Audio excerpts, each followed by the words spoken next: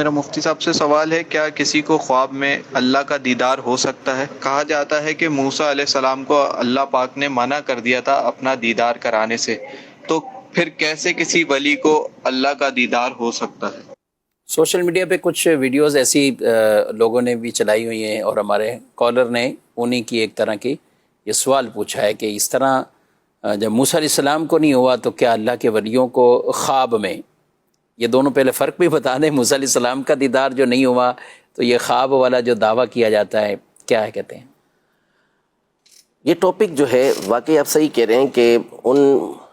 Topics میں سے ہے کہ جن کے اوپر بہت زیادہ گفتگو ہوتی ہے، اور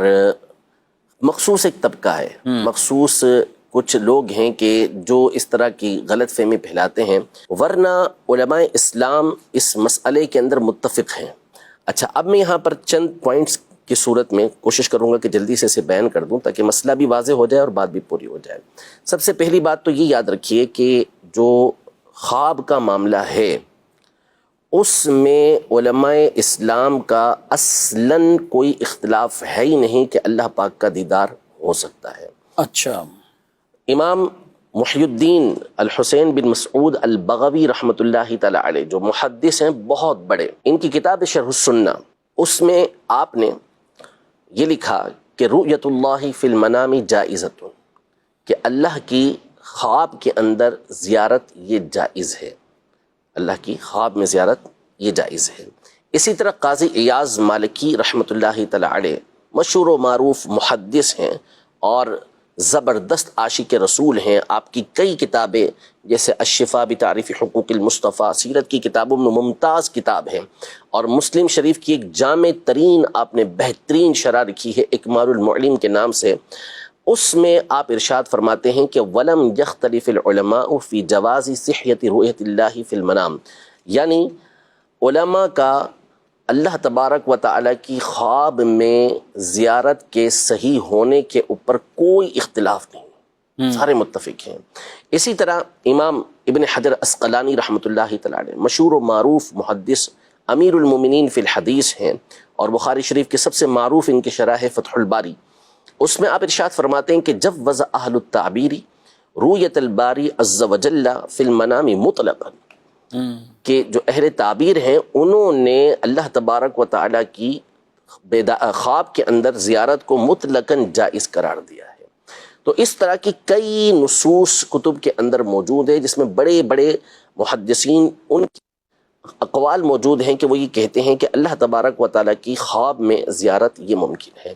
اب رہا، میں دو باتیں اس پہ اور عرض کرتا ہوں۔ نمبر ایک، حضرت سیدنا موسیٰ علیہ نبینا و علیہ الصلوۃ والسلام کا اللہ کی بارگاہ میں سوال کرنا اور اللہ تبارک و تعالیٰ کا منع کرنا۔ پہلی چیز تو یہ ہے کہ سیدنا موسیٰ علیہ نبینا و علیہ الصلوۃ والسلام نے سوال خواب کے لیے کیا تھا یا بیداری کے لیے کیا تھا؟ تو واضح ہے کہ ربی ارینی انظر الیک، اے میرے رب مجھے اپنا جلوہ دکھا تو میں تجھے دیکھوں، ٹھیک ہے۔ وہ بیداری کے عالم میں اللہ پاک کا دیدار کرنا چاہتے تھے۔ نمبر دو، یہ ارشاد فرمائیے کہ کیا موسیٰ علیہ الصلوۃ والسلام اللہ کی بارگاہ میں کوئی ایسا سوال کر سکتے ہیں کہ جو جائز ہی نہ ہو؟ یہ جائز تھا، سر کی آنکھوں سے دیدار ہونا، بیداری میں دیدار ہونا، اسی لیے موسیٰ علیہ الصلوۃ والسلام نے اللہ جل شانہ کی بارگاہ میں یہ عرض کی کہ ربی ارینی انظر الیک، اے میرے رب مجھے اپنا جلوہ دکھا کہ میں تیری زیارت کروں۔ تو جائز تھا، اسی لیے موسیٰ علیہ الصلوۃ والسلام نے سوال کیا، لیکن اللہ تبارک و تعالی نے یہ ارشاد نہیں فرمایا کہ لن ارا، مجھے نہیں دیکھا جا سکتا، ہرگز کوئی مجھے دیکھ ہی نہیں سکے گا، یہ نہیں فرمایا، بلکہ فرمایا کہ لن ترانی، اے موسیٰ آپ مجھے نہیں دیکھ سکتے، ٹھیک ہے، یعنی دنیا کے اندر آپ کو یہ چیز حاصل نہیں ہوگی، یہ اللہ تبارک و تعالی نے ارشاد فرمایا۔ تو وہاں جو موسیٰ علیہ الصلوۃ والسلام کے لیے ممانعت ہوئی ہے وہ ممانعت بیداری کے عالم میں ہوئی ہے، اسی لیے علماء کا اس پر اتفاق ہے کہ بیداری کے عالم میں، اتفاق اس پر ہے کہ بیداری کے عالم میں یعنی جاگتے ہوئے اپنے سر کی آنکھوں سے اللہ تبارک و تعالیٰ کا دیدار کرنا یہ صرف اور صرف نبی پاک صلی اللہ تعالیٰ علیہ وسلم کا خاصہ ہے، اور اس پر کئی احادیث طیبہ موجود ہیں کہ نبی پاک صلی اللہ علیہ وسلم نے اللہ پاک کا براہ راست دیدار کیا ہے، باقی کسی اور کے لیے یہ نہیں ہے۔ جہاں تک رہا خواب کا معاملہ، تو اس میں نے عرض کر دیا کہ علماء اسلام اس پر متفق ہیں، بلکہ بات چلیے تو عرض کر دوں کہ ابن تیمیہ جیسا منکر جو ہے اس نے بھی اس بات کو بیان کیا اپنی کتاب کے اندر کہ کوئی عاقل اس کا انکار کر ہی نہیں سکتا، کوئی سمجھدار اس کا انکار کر ہی نہیں سکتا کہ اس کے اتنے واقعات موجود ہیں، اتنی روایتیں اس حوالے سے اسلاف کی موجود ہیں کہ کوئی اس کا انکار کر ہی نہیں سکتا۔ تو اس لیے خواب میں دیدار کے حوالے سے تو علماء کا اتفاق ہے اور سب اس بات کو تسلیم کرتے ہیں۔ اب میں صرف چند ایک مثالیں آپ کے سامنے پیش کرتا ہوں جو ان علماء کے بارے میں، ان محدثین کے بارے میں ہیں کہ صحیح بخاری شریف کے روات میں سے ہیں۔ امام بخاری کے استاد علی بن الجعد الجوہری نے اپنی کتاب مسند ابن الجعد میں رقم نمبر، حدیث نمبر اس کا ہے 1306 اس کا حدیث نمبر ہے، اس میں انہوں نے اپنی سند کے ساتھ یہ نقل کیا کہ رقبہ بن مسقلہ یہ ایک راوی ہیں، یہ بخاری شریف کے راوی ہیں، ان سے روایت کرنے والے جریر وہ بھی بخاری شریف کے راوی ہیں، ان سے روایت کرنے والے یوسف بن موسیٰ وہ بھی بخاری شریف کے راوی ہیں، علی بن الجعد یہ بھی خود امام بخاری کا استاد ہے، انہوں نے اسے نقل کیا کہ رقبہ بن مسقلہ کہتے ہیں کہ رأیت رب العزت جل ثناؤہ فی المنام، کہ میں نے خواب میں اللہ پاک کا دیدار کیا، اللہ پاک کا دیدار کیا، تو اللہ پاک نے ارشاد فرمایا وَعِزَّتِي لَأُكْرِمَنَّ مَثْوَاهُ، یعنی میں سلیمان التیمی جو ایک تابعی بزرگ ہیں، حضرت سیدنا انس بن مالک رضی اللہ عنہ کے شاگرد ہیں، ان کے بارے میں فرمایا اللہ پاک نے کہ میں ان کو بہترین ٹھکانہ عطا فرماؤں گا، ان کے بارے میں یہ ارشاد فرما رہے ہیں۔ اور یہ والا واقعہ یہ طبرانی شریف کے اندر امام طبرانی نے معجم اوسط کے اندر، امام ذہبی نے تذکرۃ الحفاظ اور سیر اعلام النبلاء کے اندر، امام بیہقی نے شعب الایمان کے اندر اس کو روایت کیا۔ کون ہیں؟ تابعی بزرگ ہیں، ان کے بارے میں یہ خواب دیکھنے والے امام بخاری کے استادوں کے استاد میں سے آتے ہیں۔ اسی طرح شیخ الاسلام ابو عمرو عبد الرحمن بن عمرو المعروف امام اوزاعی رحمۃ اللہ تعالی علیہ، جو امام اعظم ابو حنیفہ رحمۃ اللہ تعالی علیہ کے ہم اثر ہیں، عبداللہ بن مبارک اور بڑے بڑے علماء کے یہ استاد ہیں، اور صحیح بخاری کے اندر ان کی روایتیں بھری ہوئی ہیں۔ ان کے حوالے سے امام ابو نعیم حلیۃ الاولیاء میں فرماتے ہیں کہ امام اوزاعی کہتے ہیں کہ رأیت رب العزت فی المنام، میں نے اپنے رب عز و جل کو خواب میں دیکھا، تو اللہ پاک نے فرمایا کہ تو اوزاعی ہے جو نیکی کا حکم دیتا ہے، برائی سے روکتا ہے۔ انہوں نے اللہ پاک کی بارگاہ میں عرض کی کہ یا اللہ مجھے اسلام پر موت عطا فرما، تو اللہ پاک نے فرمایا کہ علی السنہ، اور سنت پر بھی، یعنی دعا یوں بھی کرو۔ تو امام اوزاعی رحمۃ اللہ تعالی علیہ نے اللہ پاک کی خواب کے اندر زیارت کی۔ یہ حلیۃ الاولیاء جو مشہور و معروف کتاب ہے اس کے اندر یہ بات مذکور ہے، اور بھی کتابوں کے اندر ہے۔ اسی طرح بخاری شریف، مسلم شریف اور نسائی شریف، ان تینوں کے ایک راوی ہیں سریج بن یونس، اور زبردست عالم تھے، حافظ حدیث تھے۔ ان کے بارے میں امام احمد بن حنبل رحمۃ اللہ تعالی علیہ کے بیٹے عبداللہ یہ روایت کرتے ہیں کہ وہ فرماتے ہیں کہ میں نے سریج بن یونس کو سنا، وہ کہتے ہیں کہ رأیت رب العزت تعالی فی المنام، سریج بن یونس کہتے ہیں کہ میں نے اللہ پاک کو خواب میں دیکھا، اللہ پاک کی خواب کے اندر زیارت کی۔ اسی طرح اور کئی روات ہیں، یحییٰ بن سعید القطان رحمۃ اللہ تعالی علیہ جو امام احمد بن حنبل، امام علی بن مدینی، امام یحییٰ بن معین رحمۃ اللہ تعالی علیہ جو حدیث کے بڑے بڑے ائمہ ہیں، ان کے استاد ہیں یحییٰ بن سعید القطان رحمۃ اللہ تعالی علیہ، یہ فرماتے ہیں کہ رأیت ربی فی المنام، میں نے اپنے رب عز و جل کو خواب کے اندر دیکھا۔ یہ امام ابو القاسم قشیری رحمۃ اللہ تعالی علیہ نے الرسالۃ القشیریہ کے اندر اس کو نقل کیا۔ تو یوں اگر فہرست جمع کی جائے تو بہت بڑی فہرست پر جمع ہو جائے گی۔ صرف امام اعظم ابو حنیفہ رضی اللہ نہ امام اعظم ابو عام طور حنیفہ پہ مشہور دو ہی ہیں مشہور، یا تو امام اعظم ابو حنیفہ رحمۃ اللہ تعالی علیہ کا، یا پھر امام احمد بن حنبل کا، یہ معروف ہے ہمارے درمیان، لیکن یہ دو ہی حضرات نہیں ہیں، یہ بہت ہیں، اگر تلاش کرنے کے لیے جائیں تو ایک پوری فہرست ہمارے سامنے آ جائے گی۔ امام ابن ابی عاصم رحمۃ اللہ تعالی علیہ ہیں، ان کی حدیث کی بڑی مشہور کتاب ہے السنہ کے نام سے، اس میں حدیث نمبر 488 پر وہ سیدنا ابو بکر صدیق رضی اللہ تعالی عنہ سے روایت کرتے ہیں کہ سیدنا صدیق اکبر رضی اللہ تعالی عنہ نے ارشاد فرمایا کہ افضل ما یرا احدکم فی منامہ ان یرا ربہ او یرا نبیہ او یرا والدیہ مات علی الاسلام،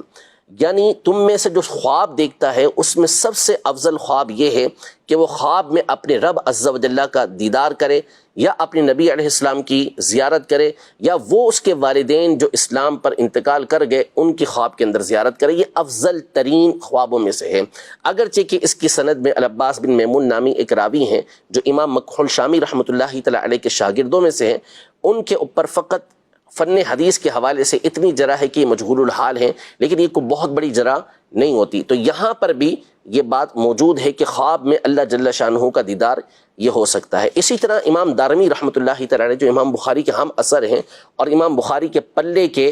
محدث ہیں، ان کی کتاب سنن دارمی کے نام سے بڑی مشہور کتاب ہے، انہوں نے ایک باب باندھا ہے، باب رؤیت الرب تعالی فی النوم،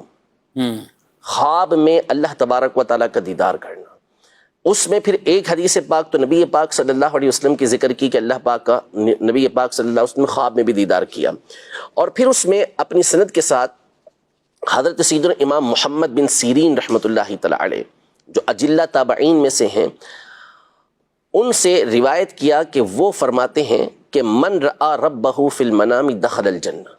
جس نے اپنے رب کو خواب کے اندر دیکھا وہ جنت میں داخل ہوا۔ اب یہاں پر امام ابن سیرین رحمۃ اللہ تعالی علیہ کی اس سند پر بھی کلام ہے، لیکن یہاں غور طلب بات یہ ہے کہ امام دارمی رحمۃ اللہ تعالی علیہ جیسی ہستی ذکر کریں، اس کو ذکر کہاں کر رہی ہے کہ پہلے باب باندھتی ہے کہ اللہ تبارک و تعالیٰ کا خواب میں دیدار ہو سکتا ہے، اور وہاں پر یہ روایت لے کر آئے استدلال کے طور پر۔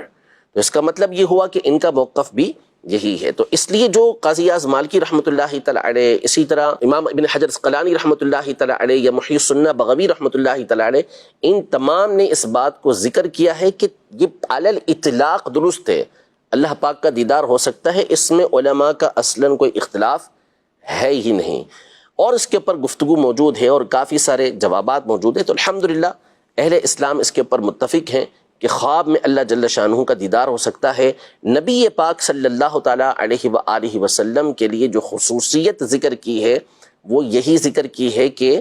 سر کی آنکھوں سے دنیا کے اندر اللہ پاک کا دیدار ہونا، یہ نبی پاک صلی اللہ علیہ وسلم کا خاصہ ہے۔ اور حضرت موسیٰ علیہ السلام نے جو دعا مانگی تھی اور جو اللہ کی بارگاہ میں وہ بھی جاگتے ہوئے دعا مانگی، اور ان دیدار سے وہ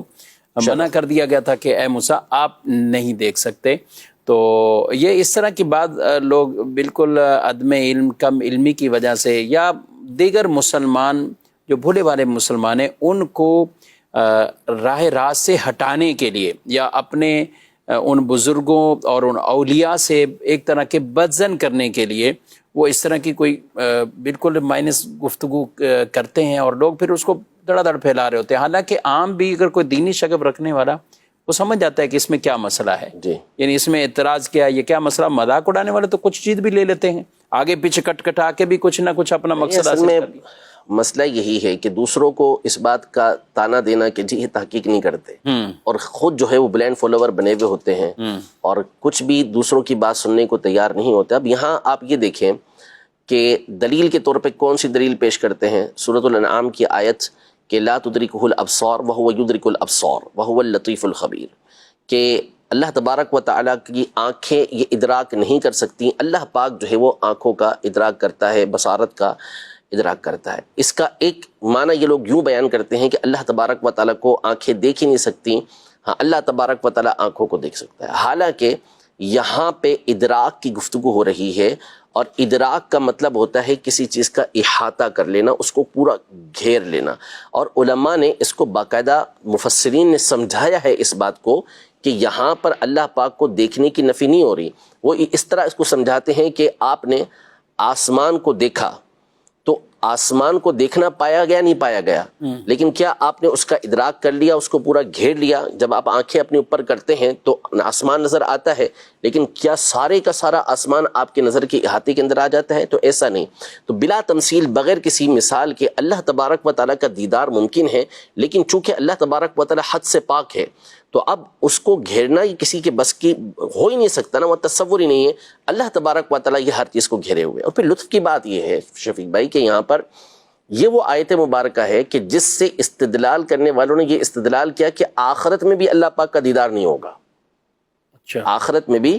اللہ پاک کا دیدار نہیں ہوگا. استدلال کرنے والے نے تو یہ استدلال کیا ہوا اس سے، تو پھر کیا آپ اس بات کا بھی انکار کریں گے کہ آخرت میں اللہ پاک کا دیدار نہ ہو سکے؟ کہ قرآن کی آیت تو یہ کہہ رہی ہے، حالانکہ دیگر آیات اور احادیث تو یہ بصری موجود ہیں جس کو ہر ایک تسلیم کرتا ہے اہل سنت میں سے کہ آخرت میں اللہ تبارک و تعالیٰ کا دیدار ہر مومن کو ہوگا. تو اس کا واضح مطلب ہوا کہ اس آیت کا مطلب کہ لا تدرکہ الابصار وہو یدرک الابصار، اس کا مطلب وہ نہیں جو آپ بیان کر رہے ہیں. اس کا مطلب یہ ہے کہ اللہ پاک کی ذات کو گھیرنا، اس کا ادراک کرنا، اس کو گھیر لینا، یہ ان کسی کے بس کی بات نہیں ہے. دیدار کی اس میں کوئی نفی نہیں ہو رہا ہے. یعنی جنت میں بھی جو ہوگا تو وہ بھی ادراک والی وہ کیفیت. بالکل. اب وہ دیکھیں یہ ساری متشابہات میں سے ہیں،